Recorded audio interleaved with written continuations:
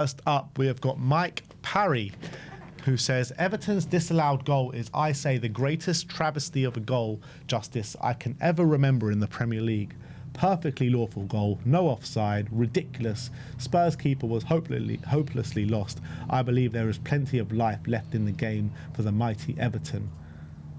So I guess he don't remember Pedro Mendez's goal that was never given. First of all, he's posted a screenshot when the ball was nearly past Vicario, so not when O'Brien touches it. So it's a very manipulative screenshot he's posted. Yeah. Because obviously, if you post the bit where O'Brien touches it, it's a different kettle of fish, isn't it? It's a different position. But it wasn't a travesty. It was a very good decision from the referees. I don't know why they have to treat it like it's some sort of injustice. I think Ndiaye was impeding Vicario at the time that O'Brien touches the ball. He's posted a screenshot at a different point in time. He's posted it as if Ndiaye was nowhere near Vicario, where that wasn't the case. So I think Mike Parry needs to learn the rules of the game, I think, if he's going to make those kind of comments. These are the people that ref the game. It's I mean, is he the referee? No, Mike Parry is. He was on TalkSport, wasn't he? Oh, I thought Mike Parry was a ref. Oh, no, he's a broadcaster, sorry. Yeah. Anyway, the Everton ends say that, by the way, there's a special place in hell for absolutely every dickhead who clapped Richarlison onto the pitch as we were being boxed 2-0. What was his reception like? I didn't even know he got clapped. Do you remember he came on? Seriously, I cheered him on. Yeah, I remember him coming on. I don't remember there being a big big ovation for him though. Mm. Maybe it was just a few people around where he was. I literally just did not notice that. Fair enough. Do you think they should have? I think. See, I've got a funny thing about these kind of things where I don't think. Because I've done it in the past, like Ericsson, when he played for Brentford and he came over to the away fans at Brentford, we were clapping him.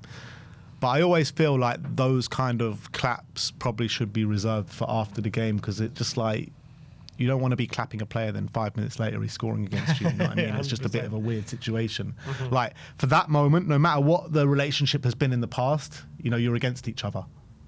When it's all said and done after the game, fine. I think you can have your moment together. But once you're in the field of play and once you're enemies for 90 minutes, that's what it is. So yeah, it's not my thing.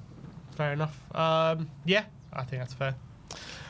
No context. Tottenham bring up this third already and not even playing well. My manager, which is absolutely right, and.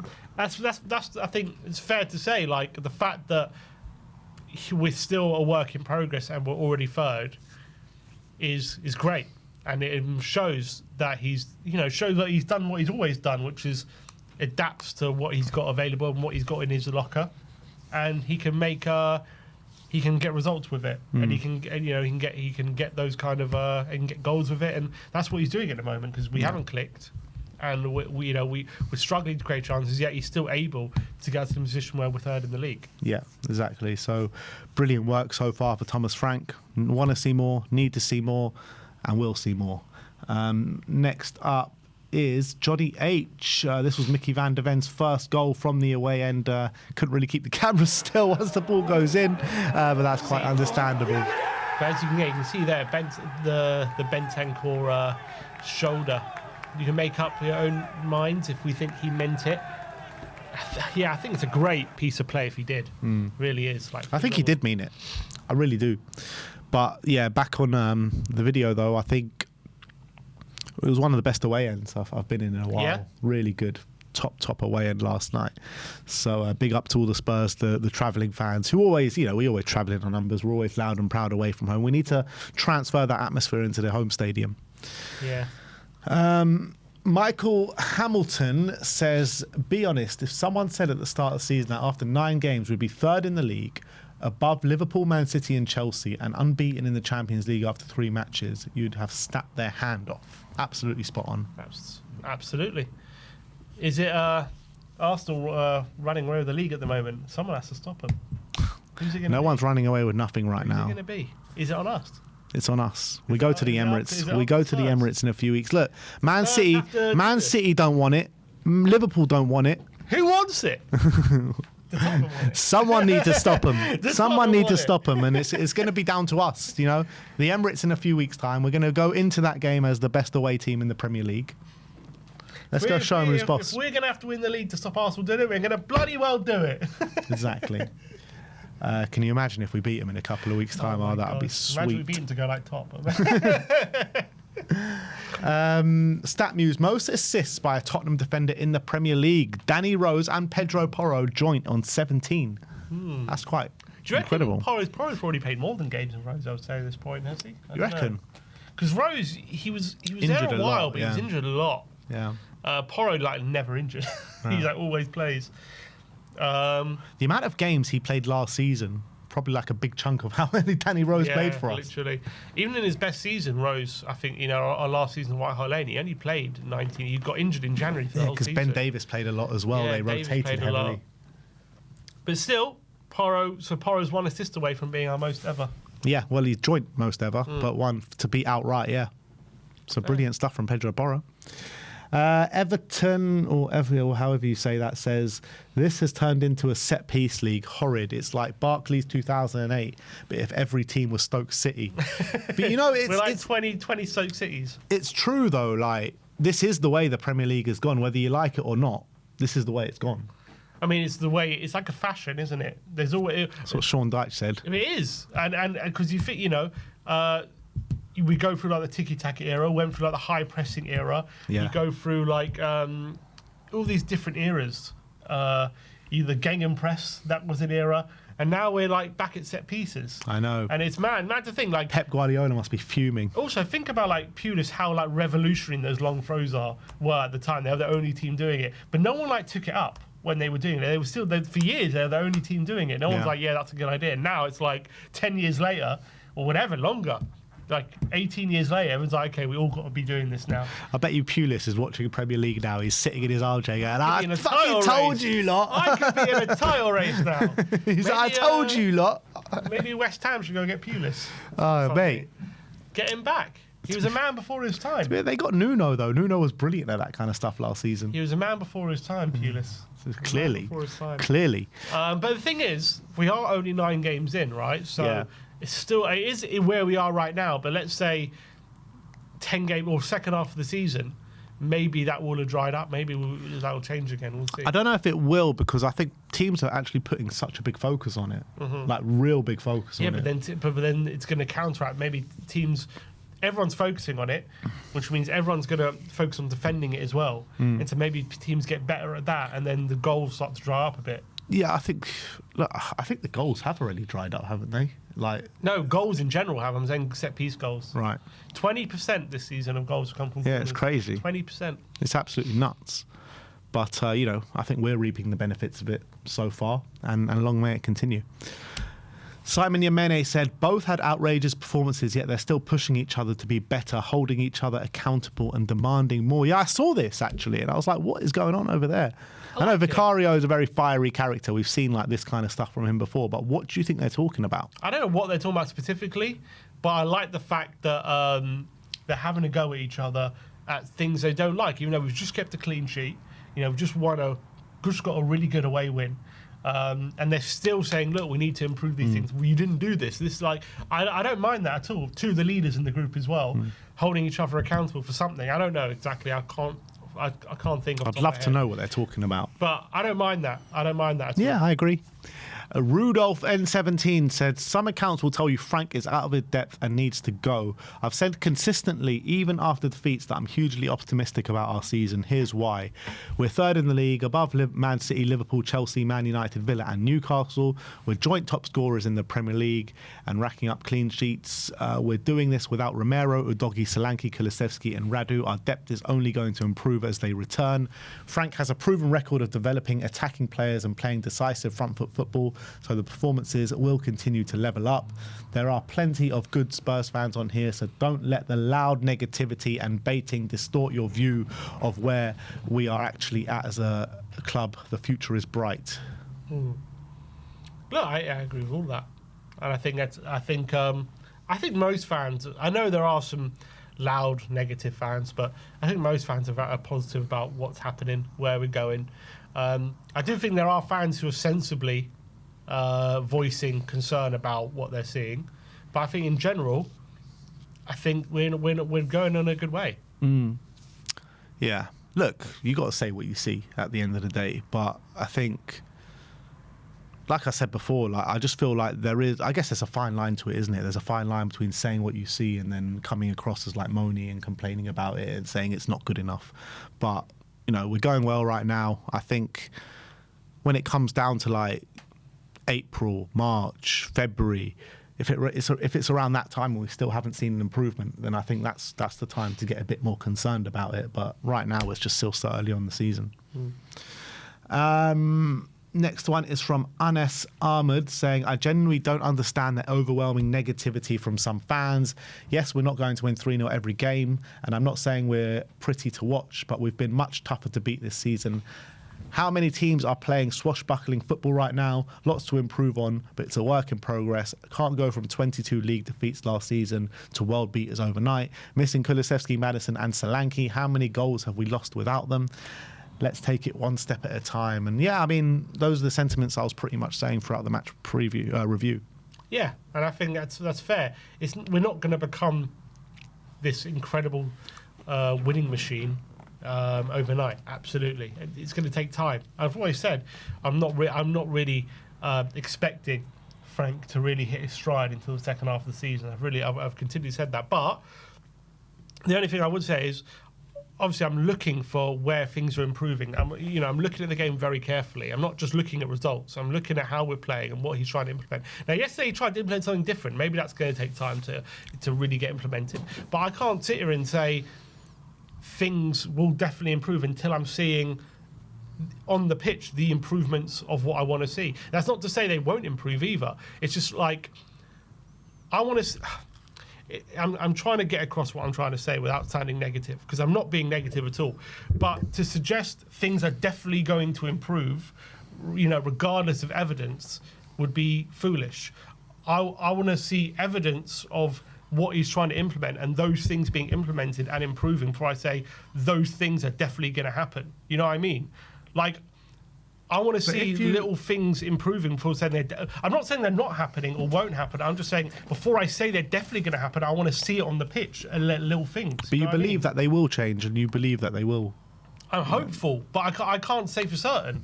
Like, I can't have this certainty it will 100% happen until I'm seeing on the pitch little things being implemented. And yes, credit again to Frank yesterday for implementing a new thing.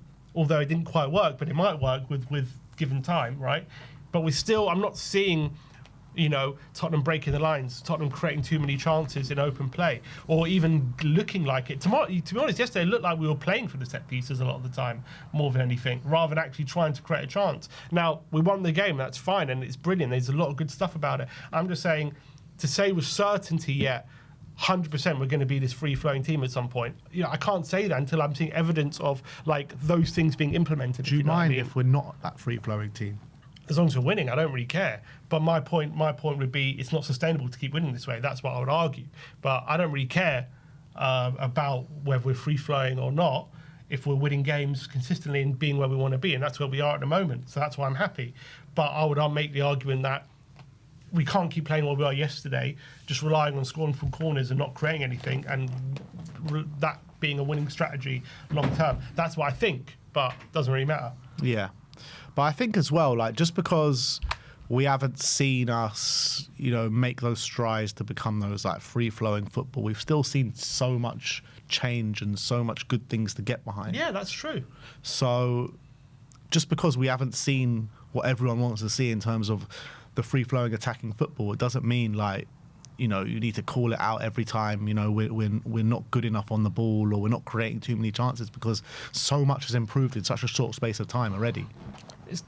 You call out the good and you call out the bad. But so I mean, because what I'm saying is people are just being overly negative about it, but there's no need to be, because it's so early on. We've seen so much change in such a short space of time, and it's got so much better in such a short space of time.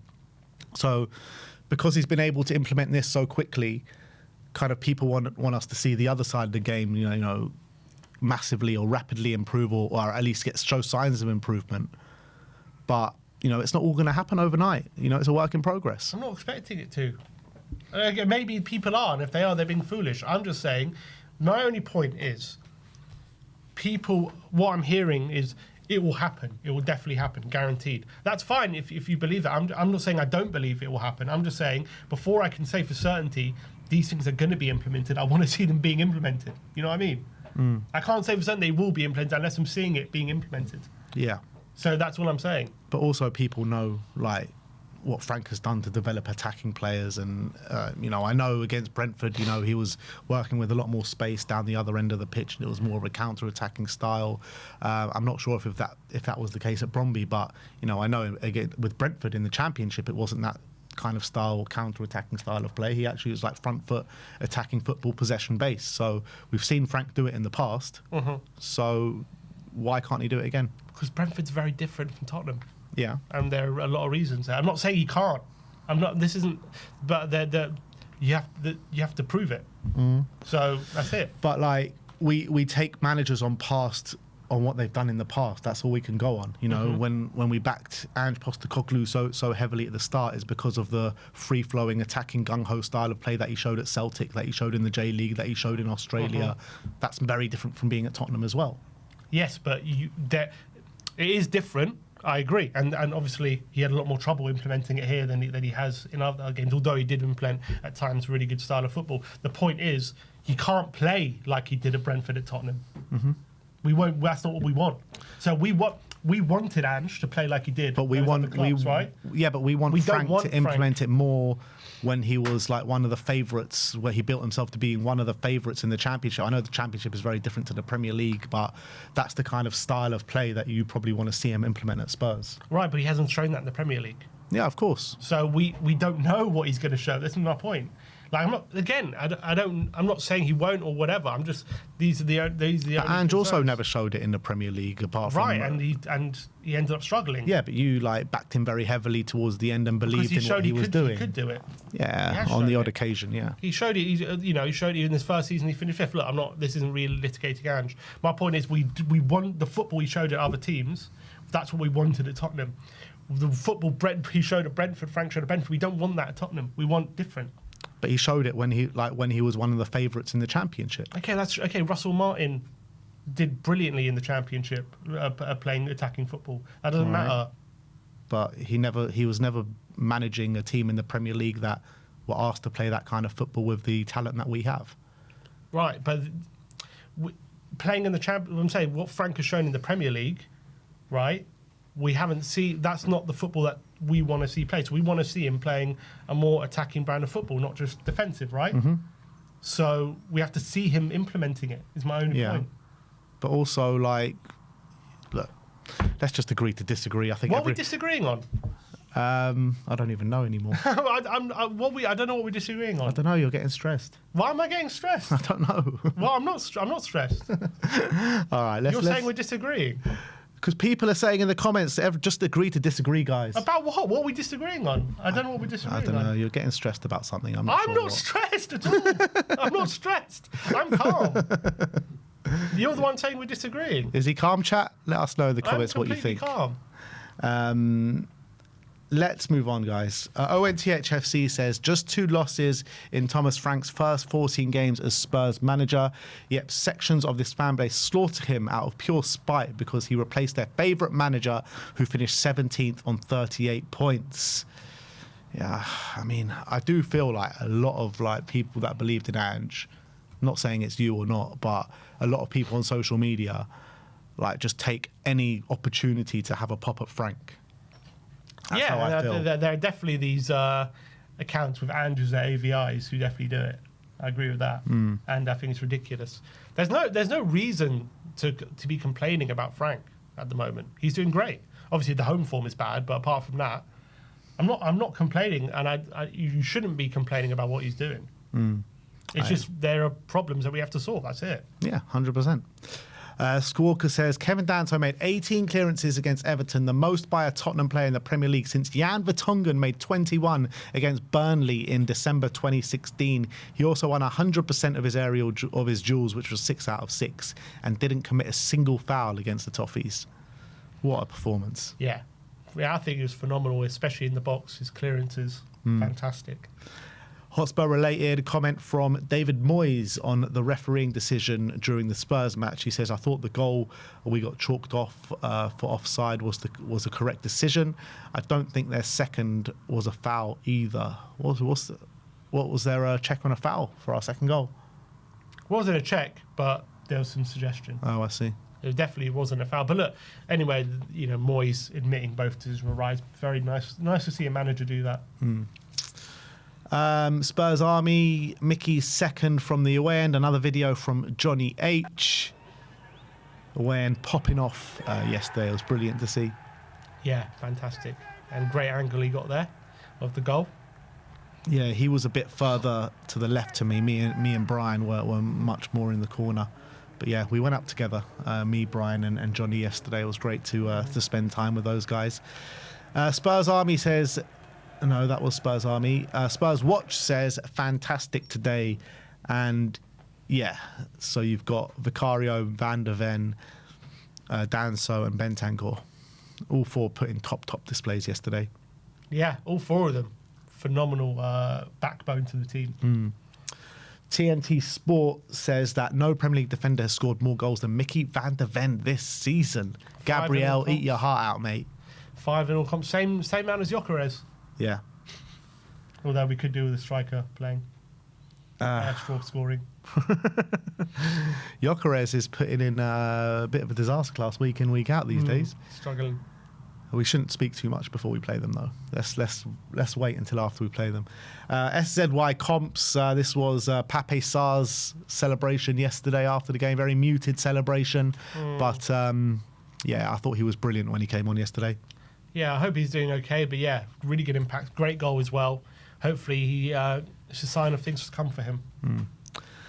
Sky Sports Premier League captioned this. I was loving this. So I went right down to the bottom where they walked over to us in the away end yesterday, and I saw this right in front of me. I thought it was brilliant. So first of all, I think it was Danso or one of the players pushed Mickey Van der Ven in front of all the away end. Obviously, the away end was singing a song, and then Thomas Frank just came rushing over, just pointing at him, hugging him, saying, "Oh, mate, it's got to be like the best defense." Like, he just must feel like he's so lucky to manage Van der Ven and Romero. 100%. And yeah, look at him. He did that to Tell the other week. He's done it before to other players. So clearly, trying to give all the players their props. Yeah, fully deserved. Thomas Frank's away record, points 13, first in the league. Defeats 0, first in the league. Goals 12, which is first in the league. And goals conceded 3, which is third in the league. Remember he did this at Brentford last year? So last year at Brentford was one of the most strangest things I've seen ever, because like first 10 games of the season, I think like that, they were like unbeaten at home. I think they won like 9 games. Something like that. And they couldn't win away from home for love nor money. And then it got to like January time, and then it went from they couldn't stop winning away from home, and then they couldn't pick up any points at home. It was very strange last season. I don't know, because last year was kind of like a one-off, wasn't it, for Thomas Frank with that situation. Right. But we are seeing it repeating itself this start of the season. Yeah, we can't do anything at home, and away from home we're doing great. I don't know whether it's just the fixtures we have. I don't know what it is, but it's just weird quirk at the moment, I guess. So what are the away games that we've had? So Everton, obviously, West Ham, Brighton, Man City. Is that it? And Leeds. I mean, not the easiest game. I guess there's not many easy away games. I mean, apart from City, are they all in the League. bottom half? Am I right in saying that? Well, Brighton were in the top half until this weekend, I think. I think they've been in the bottom half for a few, haven't they? I don't know. Nah, because they won their last 2 games before that, didn't they? Well, let me see. Yeah, I think so. We haven't played, apart from City, we haven't played anyone in the top half. No. I mean, West Ham. And then, but what's at home? Who we played at home? Bournemouth, Villa, Wolves. Who do we beat? Burnley. And that's it, just 4. Yeah. So it's been two in the top half, 2 in the bottom. But I mean, look, it's a bit strange looking at the league table, because like we could have played some of these teams away from home when they were in the top half. Like I think Brighton, when we played them, they probably were in the top half at the time that we played them. Potentially. So I mean, it's like 1 win and 1 loss, and you're in the top half and bottom half. So it's hard to look into it like that. And like Villa, when we played them, they might have been in the bottom half. So yeah. Spurs Statman says Pedro Porro is first for expected threat versus Everton, mostly due to the corners from the first half. So that was, but if you could see, it's a bit more of the setup, isn't it? Yeah. So you can see that setup that we had yesterday, that kind of... It says it's more of like a 4-3-3 as it develops there, but I think the idea would be to Spence get a lot further closer to Javi, Paulinho and Bentancur next to each other, a bit of a 3-2-5, but I guess on the off the ball as well takes into account. But yeah, Brennan, our furthest player forward, Kuwait that width on the right hand side. But yeah, Porro again, our most creative midfielder. So where was Kudus as well a bit, but not much. Set pieces was the most thing. So yeah, you see, Kudus was much more threatening than Javi. It's similar. It's not even that different. What do you mean? Well, from set piece, because he had a big set pieces. Class, mate, Mohamed Kudus. I'm not. He was class. He is class. Class, Javi. He's class. I love Javi, Me too. but he just needs to improve. Andy Football Tips says, can see why Everton fans feel hard done by there. What do you reckon? Is Ndiaye interfering with play? I mean, Ndiaye's literally backing into Vicario. I don't know how he's not interfering. If you're touching the keeper, that's interfering. Yeah. So I don't understand. But the thing is, like, we have seen many of those over the years. Like, look, forget the offside for a second, like, whether it's interfering or not. Like, we've seen many of those over the past years, like, just not even taken into account. I agree, but it was given offside. So you can't take away the offside. That's Yeah. the whole basis of the decision. But so if it was onside, That's a goal. it's a goal, right? Yeah. So you can touch the keeper then. Yeah, you can if he's onside. Okay. Yeah. History makers. Tottenham Hotspur were history makers yesterday. The first ever away team to win it at the Hill Dickinson Stadium. They can't beat us there. They can't even beat us at our home ground. Only us and Everton have won at that stadium. Spurs Express says 2 top performances this week from Vic. Yeah, absolutely spot on. It's been a great week for him. Yeah, and I think that's it. That is all that we have for you guys today. Well, Frank's done his presser. Yeah, Frank has done his presser for Newcastle. So is that on the channel yet? So we're going to upload that as soon as we get off air. I think he gave some injury news, but he says nothing's changed going into the game.